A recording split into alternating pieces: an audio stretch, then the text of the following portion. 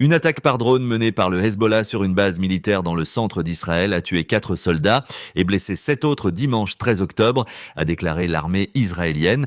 Il s'agit de l'attaque la plus meurtrière menée par le groupe militant libanais depuis qu'Israël a lancé une offensive terrestre au Liban il y a 2 semaines.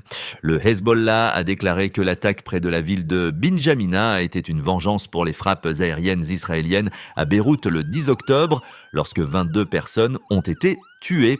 Plus tard, le groupe a déclaré avoir ciblé la brigade d'élite Golani d'Israël, tirant des dizaines de roquettes tout en menant simultanément des frappes de drones. Le service national de secours en Israël a rapporté que 61 personnes avaient été blessées lors de l'attaque.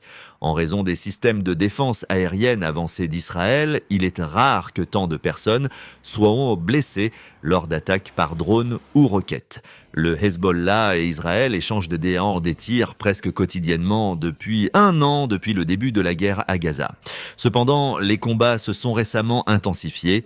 Israël a lancé une opération terrestre au Liban plus tôt ce mois-ci, visant à affaiblir le Hezbollah et à chasser le groupe militant de la frontière, afin que des milliers d'Israéliens déplacés puissent retourner chez eux.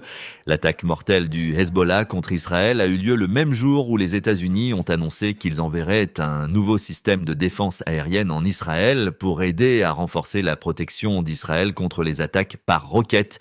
Cependant, l'armée israélienne n'a pas révélé quand elle recevrait ce nouveau système anti-aérien.